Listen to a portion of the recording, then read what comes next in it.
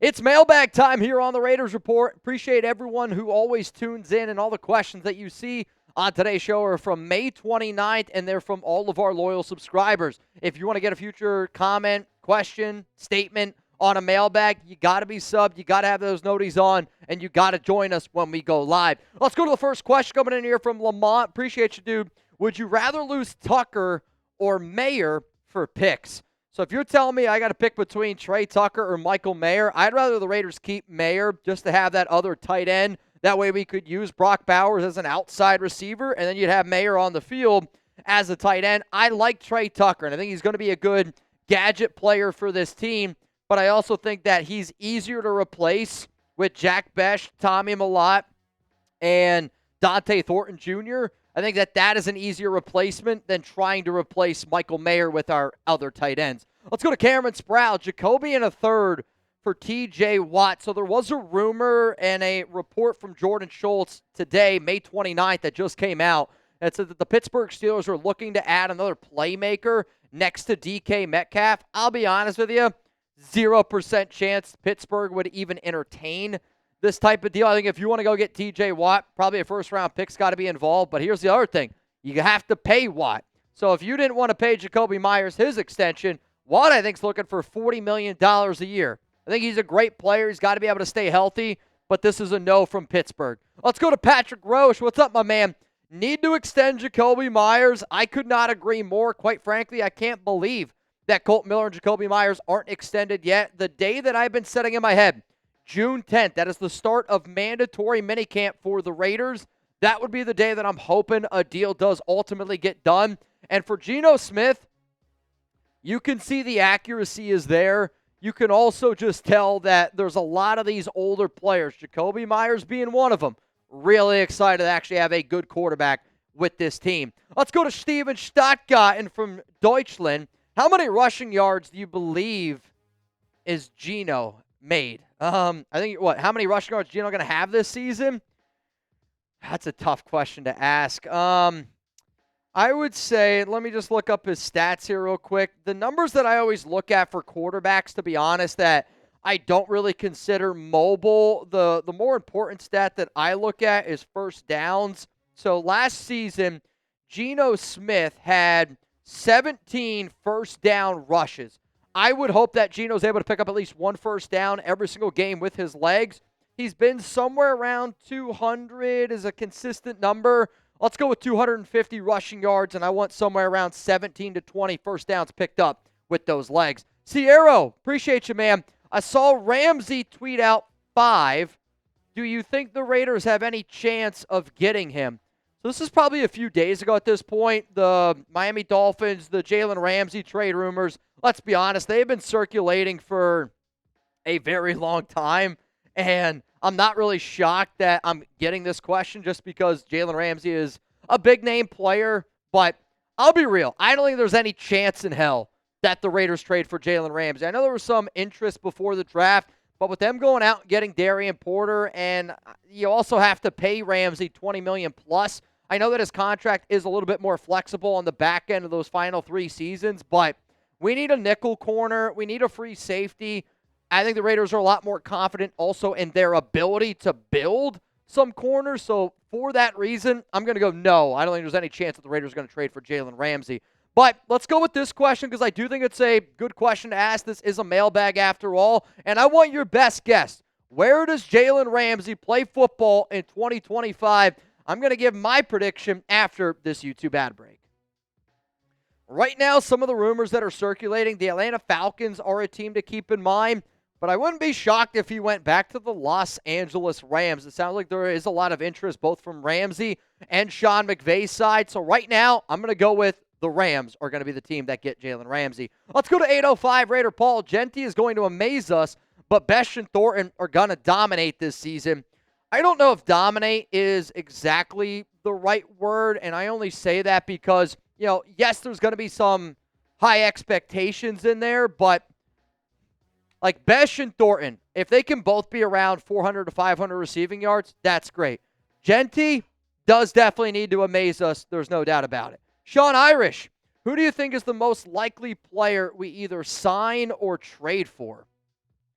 Sign at this point, I'll go with a cornerback in Mike Hilton. I'll also throw out a name like Jadeveon Clowney if the injuries around Christian Wilkins are very, very legit. Then maybe Clowney because he's got those ties. Who also was the old defensive tackle that played with the Raiders? I did a video on him the other day. Man, I can't think of his name. He was with Seattle. He was with the Raiders. He's a veteran. His name's right on the tip of my tongue. They replaced him with John Jenkins a few years ago. He played for the Seahawks. I think he was with the Quentin Jefferson. Christ. Quentin Jefferson could be another name that I would throw out there. Lockett's already been signed. In terms of trades, though, I really don't think that a trade is going to end up happening. Let's go to the next question, though, coming in here. A.J. Cole extension is done. Who is next and why? I would say Jakobi Meyers and Colton Miller have to be the next two candidates. And I did a video earlier in the offseason where, I talked about a lot of extension candidates. And the top four players that I said that are going to get extended are going to be Max Crosby, Colton Miller, Jakobi Meyers, and I threw A.J. Cole on that list. So because I added those players into that list, I would just say that it's got to be those two guys. It's got to be those two guys. If you guys do not know, well, first off, Raiders Report, we're always pumping out mailbags, especially during the offseason. So there's two messages I got to be able to get across here.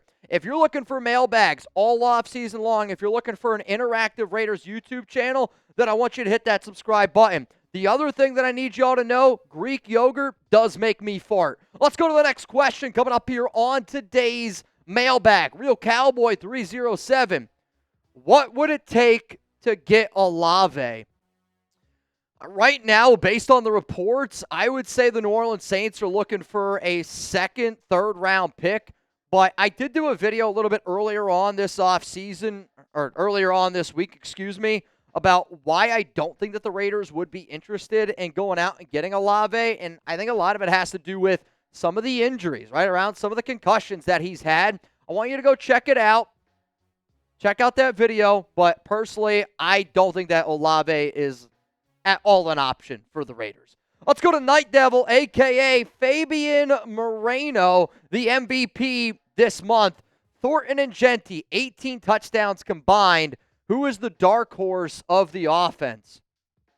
I think, honestly, the dark horse of the offense right now, you mentioned him here, and it's Dante Thornton Jr. I mean, there is just so much excitement. There is so much hype around him right now that it kind of reminds me, and I don't want to say Max Crosby, but if y'all remember the hype around Max when he was a rookie, I mean, it was like, this guy's different. And I think already early on, you're seeing like, all right, this Dante Thornton guy, he might be a little bit different. If they can go for 18 touchdowns combined, I would say that 12 of those are 13, 14 of those are probably Genty, where I know Thornton is big, 6'5". I just don't know if he's going to be used, how often he's going to be used. Like, I just don't know what to expect. Like, I would say right now he's probably the sixth option on the offense, but he's always going to be a great decoy. I think another really good, sneaky, dark horse option on offense is Tommy Millott because of the ways that the Raiders can use him on the offensive side of the football. If anybody out there is looking for some Raiders gear, you can go to chatsports.com/Raider sale. We got a bunch of different stuff. You're looking for a hoodie, a t-shirt, whether you need a hat. I mean, I know I have my Raiders Report hat on right now, but we got all sorts of stuff. If you're also like me and Greek yogurt makes you fart, maybe you need some new shorts. I probably need some new shorts as well. This link is going to be available to y'all down in the comments and down in the description of today's show, chatsports.com/Raider sale. Also, Father's Day right around the corner. Cameron Sprout, top 15 defenses, top 10 offense. Do we go to the Super Bowl? Wait, so you're saying top 15 defense, top 10 offense? I actually do have more confidence in our offense than I do defense, and it's because of what I am concerned about on the back end for that Raiders secondary. I'm not going to lie to you. I'm also concerned about Christian Wilkins right now, but do I think that we go to the Super Bowl with top 10 offense, top 15 defense? I'm going to say no. I'd say this is a playoff caliber team, but you also, I think the Raiders are going to play a brand of football that if they get hot at the right moment, look out, because they're going to be a tough team. When you play that just physical brand of football, and I think the Philadelphia Eagles are a great example of it. I know the Lions lost early last season in the playoffs, but tackling, physicality in January and February, but then also it's the depth that I'm hoping the Raiders have. When you play that brand of football and you're very deep, it's hard to be able to match that every single week. And the Raiders' mentality is they want to be the most physical team for 4 quarters every single week. Let's go to my man Raider Prime. What up? Is there a chance we become a high-powered offense? If so, sign me the F up. I think that there is absolutely a chance that we have a high-powered offense. You got a great mastermind in Chip Kelly. You got a guy like Tom Brady. You got a guy like Geno Smith, who has had a lot of success with Pete Carroll. Pete Carroll's had a lot of success with quarterbacks as well. On top of that, the offense that we have, I think, is perfect blend with Chip Kelly. I think it's a perfect blend of the talent that we have all around. I want you to go check out the video that I did, Prime, earlier in the week about Geno Smith, and it was a warning out there to anybody that doubts him. Go check out that video. When you see the combination, I'll call it, of talent that we have with the coaches that we have with Geno Smith, we do have a chance to be a high-powered offense. Let's go to my man Jay Smooth, 33. Hondo said we should try and trade for Trey Hendrickson. What are your thoughts? I did see the article. I'm not going to lie. I didn't pay any attention to it just because Hondo did call Hendrickson a defensive tackle, so I don't know if Hondo doesn't know who Hendrickson is or if he just thought that Hendrickson was a defensive tackle and to be like a replacement for Wilkins. I'll be real with you guys. I don't really actually watch a lot of the stuff that Hondo says. I know he's very popular amongst the nation. I know he's a very liked person, but for me, it's just, I don't think it's the content that I personally want. And I'll also say this, no, in terms of trading for Hendrickson. I also did a video probably like 2 weeks ago at this point, maybe 3 weeks ago. It was right after the NFL draft about Hendrickson and about whether or not I thought the Raiders would go out and get him. I do not think that it makes sense for the Silver and Black to get him. He's also looking for $30 million. He's also known as being one of the more selfish players in the National Football League, which is something that I do not want to bring to this organization. So I'm going to ask y'all, should the Raiders go out and trade for Bengals defensive end Trey Hendrickson? Type T for trade, type P for pass. I know he's a good player. I know that he would help out our team. But in all honesty, my answer is going to be P for pass. I don't think that the Raiders should go out and do it. Let's go to Patrick Roche.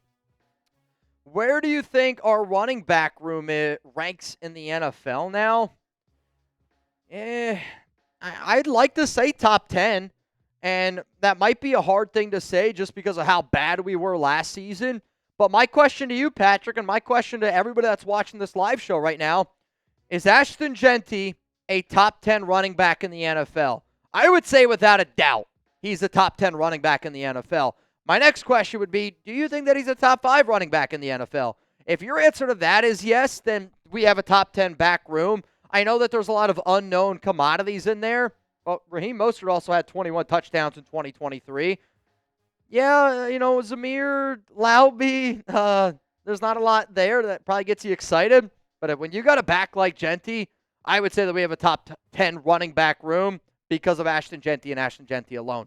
Patrick Roche, appreciate the question. Let's go to my man Anthony Green. On Madden Sims, we play the Texans. So will y'all call both drives together? Haven't really thought about it. I think it'd be interesting to see Chugs and I kind of go head-to-head. But at the end of the day, Greek yogurt makes me fart, and we'll just kind of see how it goes. If you do want to tune in and join us for our next live Madden streams, if you're watching this live on Thursday, I will be live on Friday. If you're watching this over the weekend when the mailbag's going to go out, the next time you're going to see me, Monday and Tuesday. And Tuesday will be my final live show before the wedding. So please pull up. Please tune in. It's going to be a lot of fun. My dad might even be here. He gets into town on Monday. And Tuesday will be my final show. I am out of work from Tuesday until that following Tuesday. If any other breaking news happens, Jeremy Chugs has got you covered. Let's go to Raider Rob 1969. If Wilkins can't go, do we bring back Hurst? Any other defensive tackles? Put me in for a Genty jersey. A present for my OG's birthday if I win. Hendrickson if no DT. All right, so do we bring back Mo Hurst? I personally don't think bringing back Mo Hurst for Wilkins makes any sense just because they're so different in terms of the defensive tackle position. Mo's a lot smaller. The guy that I think that if the Raiders did bring back anybody, it would be a Quentin Jefferson. It would be a Jadeveon Clowney because of their ties to Pete Carroll. And then Hendrickson, no. I don't see why the Raiders would try to bring in Trey Hendrickson. Again, like you're going to have to trade. You probably have to trade a second-round pick at minimum, and then you have to pay him $30 million. I just think there's a lot of other better ways that we could build our roster, build our team, than trading for Trey Hendrickson. Let's go to Breakfast. No Patrick Graham presser yet, I believe is what this PG is. Hopefully soon. Would be interesting to hear his thoughts on the secondary. I completely agree with this statement where I respect Patrick Graham so much as a coach and so much as a defensive mind that I also would love to know what he has to say about this defensive group, but I would imagine PG's pretty fired up about him, and I say that because there was a practice last week where the offense dominated the defense, and then the next practice, the defense ended up, dominating the offense. When you have early on guys picking things up, I think that that's super motivating. But also I think PG kind of knows that he's got, a joker in his pocket in Rob Leonard. And he's got a ace up his sleeve in Pete Carroll. And he's working with some guys that just really, really know their positions well. And I think for Patrick, he's just kind of sitting back going, I can put all these guys where I need to put them. But I also would love to know what Patrick Graham thinks of our secondary, no doubt about it. If I did not get to your question, I apologize. You can always hit me up on IG and Twitter. I'm at Mitchell Renz 365. And I'll also say this. If you care about my life, even if it's this much, right? You can, I think this weekend, not this weekend, but the following weekend, this entire week, I'm going to be posting stuff on Instagram, everything leading up to the wedding. I'm super excited. If anybody's got any wedding advice, I'd greatly appreciate it. But I would say this week especially is a week to follow me on social media at Mitchell Renz 365.